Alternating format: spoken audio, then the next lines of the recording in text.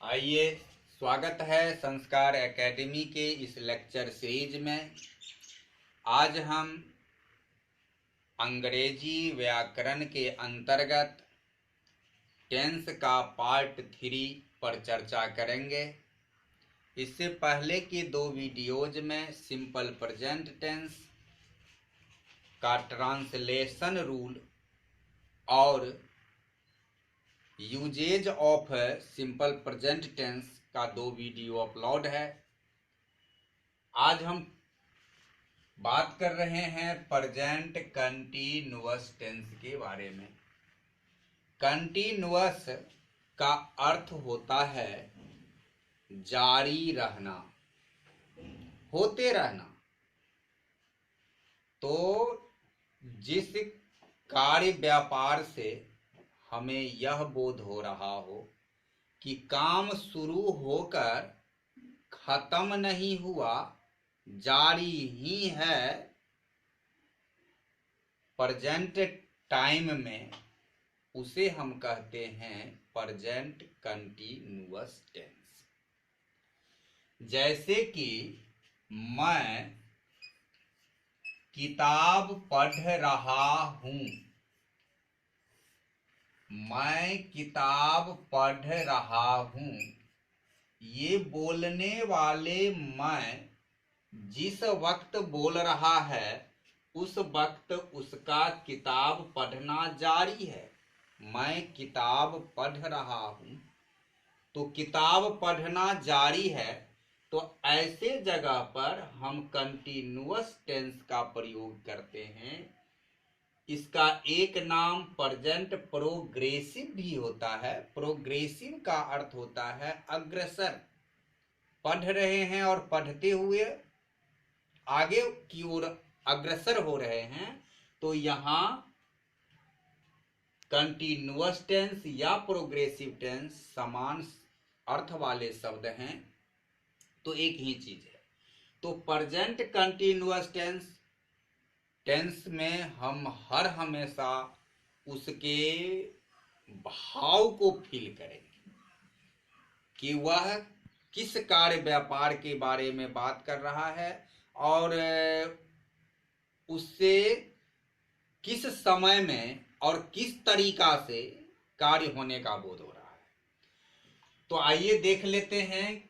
पहले हम इसका ट्रांसलेशन रूल में हमें पहचान करना होगा हिंदी वाक्य से कि हम कैसे पहचानेंगे कि हमारा ये जो वाक्य है वह प्रेजेंट कंटीन्यूअस टेंस का है। तो सामान्यतया हिंदी वाक्य में रहता है रहा है, रही है, रहे हो।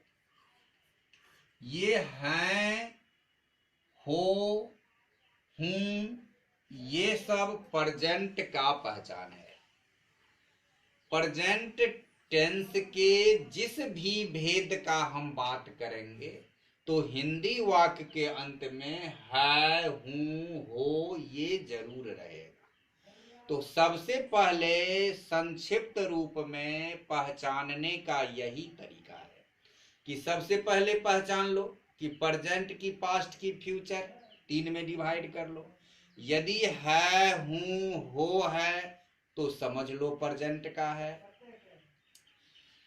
यदि था, थे, थी है तो समझ लो पास्ट का है। और यदि गा, गे, गी है तो समझ लो फ्यूचर का है। तो सबसे पहली बात तो हम इसे 3 खंड में प्रेजेंट, पास्ट, फ्यूचर में डिवाइड कर लेंगे। तो है, हूं, हो प्रेजेंट का संकेत है। अब यदि उसके पहले रहा, रही, रहे हो, समझ लो कि कंटीन्यूअस है। तो रहा है, रही है, रहे हो ये हमारे प्रेजेंट कंटीन्यूअस टेंस की पहचान है। और यदि हम अंग्रेजी वाक्य की बात करें तो इसमें इज या एम या आर के बाद वर्ब का चौथा रूप आएगा। वर्ब के चौथा रूप का मतलब है कि V1 में यदि हम ing को जोड़ देते हैं तो V4 बनता है, जैसे कि प्लेइंग, प्ले माने खेलना हुआ, और ing प्लेइंग माने वर्ब का चौथा रूप खेल रहा हुआ, खेलने का कार्य जब जारी है। तो ये हमारे पहचान हो गए। अब हम नियम की बात करें, अनुवाद नियम। जब वाक्य सकारात्मक है, असर्टिव है, जब वाक्य सकारात्मक असर्टिव है, तब क्या होगा कि सब्जेक्ट प्लस इज दें या एम दें या आर दें, फिर V4 दे देते हैं, फिर ऑब्जेक्ट देंगे और फिर रिमेनिंग मैटर होगा। जैसा कि सिंपल प्रेजेंट टेंस में कोई सहायक क्रिया नहीं आ रहा था, इसमें हमारा 3 सहायक क्रिया है, इज, एम, आर। अब प्रश्न है, इज कहाँ, एम कहाँ, आर कहाँ? तो जैसा कि हम जानते हैं सब्जेक्ट वर्ब एग्रीमेंट से कि सिंगुलर सब्जेक्ट तो सिंगुलर वर्ब, प्लुरल सब्जेक्ट तो प्लुरल वर्ब। तो यहाँ इज का प्रयोग, इज सिंगुलर है, आर प्लुरल है, इज एक है, आर अनेक है। तो जहां जहां एक वचन का सब्जेक्ट आएगा, जैसे कि ही, सी, इट, एक नाम, इस सब के साथ हम प्रयोग करते हैं इज का। और जहां जहां प्लुरल है, जैसे वी, यू, दे, इसके साथ प्रयोग होगा आर का। और एक ही सब्जेक्ट आई है, जिसके साथ प्रयोग होता है एम का। हम ये डिसाइड कर लिया कि हम एम कहाँ लगावेंगे, इज कहाँ लगावेंगे और आर कहाँ लगावेंगे। फिर वर्ब जो है उसके चौथे रूप को लिखेंगे, फिर ऑब्जेक्ट देंगे। जैसे कि हम यही ये वाक्य लेते हैं, मैं किताब पढ़ रहा हूं, तो आई हुआ, आई के बाद एम देंगे, पढ़ना, मैं किताब पढ़ रहा हूं, पढ़ना यहाँ वर्ब है, रीड, इसमें आईएनजी लग जाएगा, रीडिंग। अब बुक पढ़ रहे हैं, हमने बताया था कि यदि कॉमन नाउन है तो उसमें कुछ ना कुछ होता है।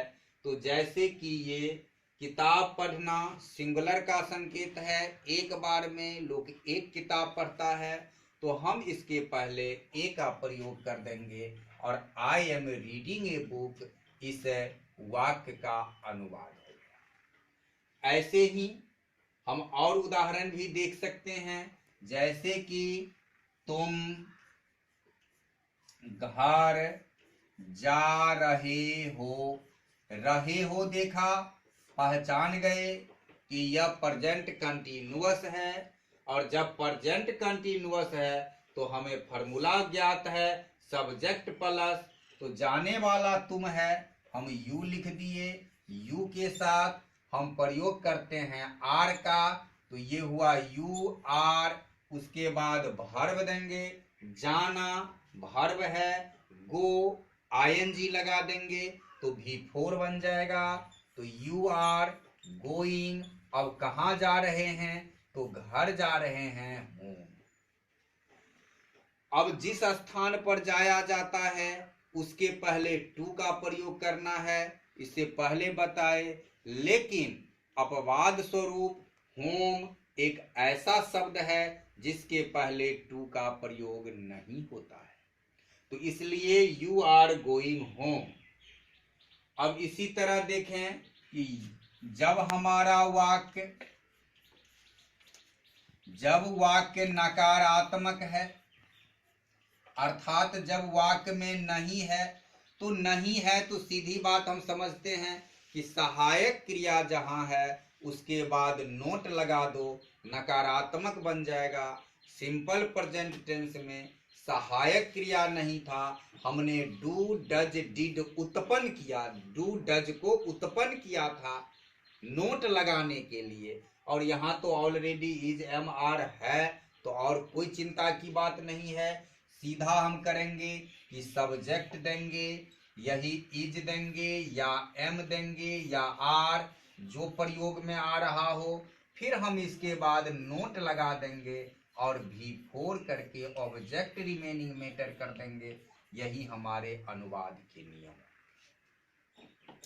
अब उदाहरण हम देख सकते हैं। मैं किताब नहीं पढ़ रहा हूं, I am not reading a book. तुम घर नहीं जा रहे हो, you are not going home. बस हो गया। सहायक क्रिया के बाद नोट लगाना है और कोई झमेला नहीं है। उसके बाद जब एस नो क्वेश्चन है, जब एस नो क्वेश्चन है, एस नो क्वेश्चन है, इसमें भी वही बात कि जब प्रश्न आता है तो सहायक क्रिया को हम वाक्य के शुरू में कर देते। उसमें भी डू डज डिड को हमने सहायक क्रिया बनाया था तो उसको हम वाक्य के शुरू में कर देते थे। तो यहां भी जो इज एम आर है इसी से वाक्य को शुरू कर देना है।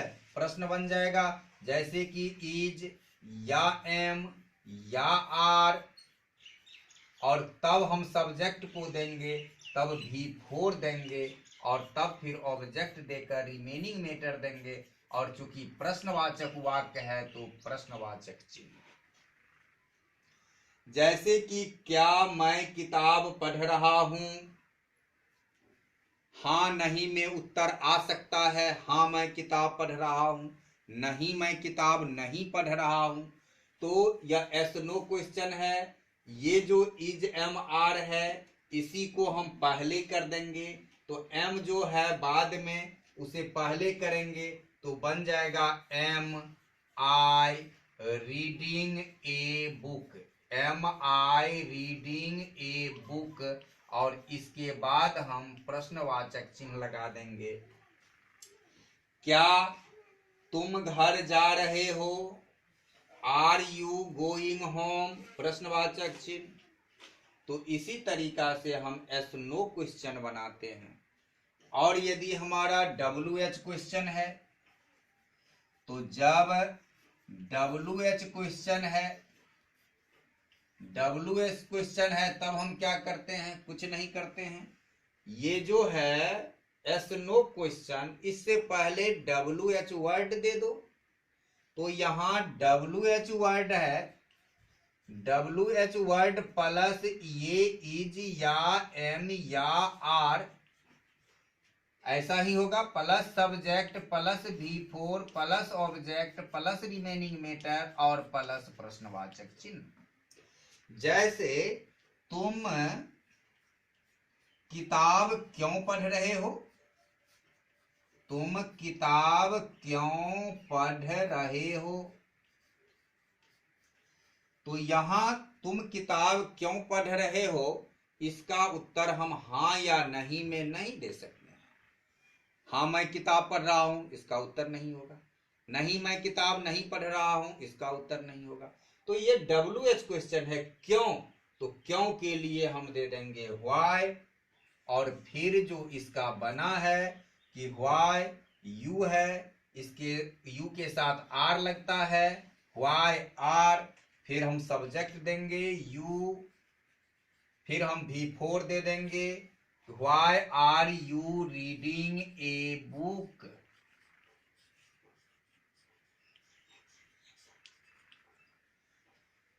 तो इस तरीका से ये हमारे अनुवाद के नियम हैं और हम प्रेजेंट कंटीन्यूअस टेंस के इस अनुवाद नियम को बनाएंगे। अब इसमें हम कुछ शब्द पर विचार करेंगे। भर्व का शब्द, यदि भर्व के रूप में वे शब्द हम लिख रहे हैं तब उसका V4 नहीं बनता है। V4 बनाने पर वह भर्व नहीं रह करके या तो नाउन बन जाता है या एडजेक्टिव बन जाता है। तो ऐसे हम कुछ शब्द की पहचान करेंगे और उस शब्द की पहचान करके हम उस शब्द के रहने पर ट्रांसलेशन कैसे बनाते हैं, जरा इन बातों को हम देखेंगे। तो वे जो कुछ शब्द हैं, वे शब्द हम देखें, जैसे कि वे शब्द हैं सी। सी का अर्थ होता है देखना। यदि मैं यहां वाक्य लिखूं कि मैं सिनेमा देख रहा हूं, मैं सिनेमा देख रहा हूं, हमने देखा कि अंत में रहा हूं, तो यदि अंत में रहा हूं है तो हम पहचान लेंगे कि ये प्रेजेंट कंटिन्यूअस है और इसका हम अनुवाद बना देंगे आई एम सीइंग, V4 लगा करके cinema, I am seeing a cinema. अब जरा यह वाक्य हमें क्या कर रहा है, क्या कह रहा है? तो जैसे सी का अर्थ हुआ देखना, सी का अर्थ है देखना, लेकिन यदि हम सीइंग कह देते हैं तो सीइंग का अर्थ है एक दृश्य। तो इसका अर्थ देख रहा नहीं होकर दृश्य हो गया, और मैं सिनेमा दृश्य रहा हूं, ऐसा हमारा वाक्य नहीं था। इसलिए इस परिस्थिति में हम आईएनजी नहीं लगावेंगे, क्योंकि जब आईएनजी लगा देंगे तब हमारा भर्व भर्व नहीं रह जाता है। वह भर्व जैसे दृश्य, दृश्य क्या है? एक एब्स्ट्रैक्ट नाउन है, तो ये भर्व नाउन में बदल गया तो हमारा वाक्य विकृत हो गया, और इस तरीका से हमारा ये ट्रांसलेशन गलत हो गया। हम ऐसे परिस्थिति में हम और भर्व की चर्चा करेंगे। तो ये शब्द यदि भर्व के रूप में आ रहा है तब हम इसका अनुवाद बनाते हैं सिंपल प्रेजेंट टेंस के रूल से, और मैं सिनेमा देख रहा हूं, इसका अनुवाद होगा आई सी ए सिनेमा। इसका ये सही अनुवाद है और ये गलत अनुवाद है। तो इसके लिए हमें इस भर्व को ध्यान में रखना होगा कि क्या भर्व के रूप में ऐसा शब्द तो नहीं आ रहा है। उसके बाद जैसे देखो हियर, हियर का अर्थ होता है सुनना, लेकिन हियर से यदि तुम हियरिंग बनाओगे तो हियरिंग का अर्थ होता है सुनवाई। जैसे कोर्ट में होता है, किसी मुकदमा पर वकील के बहस को जो जज सुनता है उसको हियरिंग कहते हैं, सुनवाई, और ये सुनवाई नाउन है। तो इसलिए जब हियर रहेगा तब भी हम उसमें आईएनजी नहीं लगा सकते हैं। उसके बाद जैसे देखो स्मेल, स्मेल का अर्थ होता है सूंघना, स्मेल माने हुआ सूंघना, और यदि उसमें आईएनजी लगा देंगे तो स्मेलिंग का अर्थ हो जाता है सुगंध। अब ये भर्व से ये एब्स्ट्रैक्ट नाउन में बदल गया। तो ऐसे भी शब्द यानी स्मेल के साथ भी हम आईएनजी नहीं लगा सकते हैं। स्मेल भर्व है तो ऐसे प्रेजेंट कंटिन्यूअस टेंस के वाक्य का भी अनुवाद हम सिंपल प्रेजेंट टेंस में कर देंगे। और इसके बाद है कि जैसे फील, फील है FEEL, फील का अर्थ है अनुभव करना। मैं तुम्हारे दर्द को अनुभव कर रहा हूं, I am feeling your pain, मैं तुम्हारे दर्द को अनुभव कर रहा हूं। लेकिन फील से यदि तुम फीलिंग कर रहे हो तो फीलिंग का अर्थ होता है एहसास करना, और फीलिंग भी, फील माने एहसास करना हुआ, और फीलिंग जो है वह एब्स्ट्रैक्ट नाउन हो जाता है। इसलिए हम फील में भी नहीं लगा सकते हैं आईएनजी। उसके बाद और शब्द आ जाता है कि जैसे टेस्ट, टेस्ट का अर्थ होता है स्वाद लेना या चखना, और यदि टेस्टिंग कर देंगे तो इसका अर्थ हो जाएगा स्वादिष्ट। तो टेस्ट में भी हम आईएनजी का प्रयोग नहीं कर सकते हैं। जैसे है एपियर, एपियर का अर्थ होता है उपस्थित होना, प्रकट होना, और एपियरिंग यदि कर देंगे तो हो जाएगा उपस्थिति। तो यहां भी हम आईएनजी नहीं लगा सकते हैं। इसके बाद जैसा है लुक, लुक का अर्थ होता है देखना, और यदि लुकिंग कर देते हैं तो लुकिंग कर देते हैं तो देखभाल या कि फिर तुम्हें दृश्य, ये इसका अर्थ हो जाता है। तो यहां भी हम नहीं कर सकते हैं। जैसे है सीम, सीम का अर्थ होता है मालूम पड़ना, और सीमिंग अर्थ बदल जाता है, भर्व नहीं रह जाता है। तो इसी तरीका से इसका अर्थ ही होगा, ये जितने शब्द आएंगे भर्व के रूप में, तब प्रेजेंट कंटिन्यूअस टेंस जो होगा उसका भी अनुवाद हम सिंपल प्रेजेंट टेंस में कर देंगे। और इसमें शब्द की लिस्ट लिख रहे हैं। जैसे है वांट, चाहना, जैसे है विश, इच्छा करना, या फिर डिजायर, डिजायर का अर्थ भी होता है इच्छा करना। विश हो, डिजायर हो, इसमें हम आईएनजी नहीं लगा सकते हैं। जैसे है लाइक, पसंद करना, या डिसलाइक, नापसंद करना, इसमें भी हम आईएनजी नहीं लगा सकते हैं। उसके बाद जैसे है लव, प्यार करना, अब लव प्यार करना आईएनजी लगावेंगे, लविंग हो जाएगा, लविंग का अर्थ हो जाता है प्यारा। तो इस तरीका से हमारे भर्व नहीं रह जाते हैं, इसलिए हम ऐसे भर्व आने पर प्रेजेंट कंटिन्यूअस टेंस के वाक्य को भी हम सिंपल प्रेजेंट टेंस की तरह अनुवाद कर देते हैं। और ऐसे ही और शब्द है जैसे हैट, हैट माने है घृणा करना, इसे भी हम आईएनजी लगा करके भर्व नहीं बना पाएंगे। उसके बाद जैसे है कि डाउट, DOUBT, डाउट माने हुआ शंका करना, इसे भी हम यदि शंका करना डाउट में आईएनजी लगा देंगे तो डाउटिंग हो जाएगा, और डाउटिंग का अर्थ हो जाएगा संदेह, जो कि भर्व नहीं रह जाएगा तब। उसके बाद है बिलीव, विश्वास करना, हम बिलीव विश्वास करना, बिलीव और बिलीविंग, बिलीव विश्वास करना भर्व है, बिलीविंग आईएनजी लगा देंगे तो विश्वासी, जो कि एक एडजेक्टिव बन जाएगा। तो इस तरीका से हम इसमें भी आईएनजी नहीं लगा सकते हैं। ऐसे ही है होप, होप का अर्थ है आशा करना, हम इसमें आईएनजी लगा देंगे, होपिंग हो जाएगा। और होपिंग का मतलब हुआ आशान्वित, तो ये भी एडजेक्टिव में बदल गया, हम इसमें भी आईएनजी नहीं लगा सकते हैं। उसके बाद है थिंक,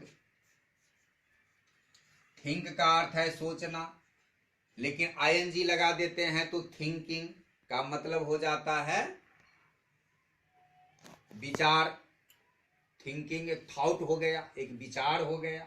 उसके बाद जैसे है कंसाइडर, कंसाइडर का भी अर्थ होता है विचार करना, हम इसमें भी आईएनजी नहीं लगा सकते हैं, वही कंसाइडरिंग, फिर वह विचार में आ जाएगा, विचार करना नहीं रह जाएगा। उसके बाद जैसे है रिमेंबर, रिमेंबर का अर्थ होता है याद करना, और यदि हम आईएनजी लगा करके इसको रिमेंबरिंग करें तो ये हो जाएगा रिमेंबरिंग माने यादाश्त हो जाएगा। यहाँ हमें आईएनजी यहाँ भी नहीं लगा सकते हैं। जैसे फॉरगेट, फॉरगेट का अर्थ है भूल जाना, फॉरगेटिंग हम नहीं कर सकते हैं, इसको भर्व नहीं रह जाएगा तब। उसके बाद जैसे है नो, नो का अर्थ है जानना, और नोइंग हो जाएगा तो जानकार, हम इसमें भी आईएनजी नहीं लगा सकते हैं। अंडरस्टैंड, अंडरस्टैंड का अर्थ है समझना, और अंडरस्टैंडिंग समझ हम नहीं लगा सकते हैं आईएनजी, भर्व रहेगा ही नहीं तब। तो इसलिए और कुछ शब्द हैं, लेकिन हम मुख्यतया इतना शब्द देखें, यदि हमें सी है हम आईएनजी नहीं लगा सकते हैं उसमें, और यदि लगा देंगे तो हमारा भर्व नहीं रह जाएगा, हमारा वाक्य टेंस के अंतर्गत नहीं रह जाएगा, और हमारा वाक्य कंस्ट्रक्शन गलत हो जाएगा। इसलिए इतने शब्दों को हम ध्यान में याद रखेंगे कि यदि भर्व के रूप में ये शब्द आ रहा है तो हमें इसका अनुवाद सिंपल प्रेजेंट के वाक्य में कर देना है। इसका अनुवाद हम प्रेजेंट कंटिन्यूअस टेंस के रूल से नहीं करेंगे, हम इसका अनुवाद सिंपल प्रेजेंट टेंस के रूल से करेंगे। तो ये हुआ। इसके आगे हम अब यूज देखेंगे कि प्रेजेंट कंटिन्यूअस टेंस का यूज क्या है। इसके आगे हम यूज देखेंगे कि प्रेजेंट कंटिन्यूअस का प्रयोग क्या है, लेकिन अगले वीडियो में। तब तक के लिए इस वीडियो में बस इतना ही। और यदि वीडियो पसंद आया हो तो लाइक करना, अपने दोस्तों के बीच ज़्यादा से ज़्यादा शेयर करना, और पहली बार चैनल पर आए हो तो सब्सक्राइब करना। तब तक के लिए वीडियो देखने हेतु बहुत बहुत धन्यवाद।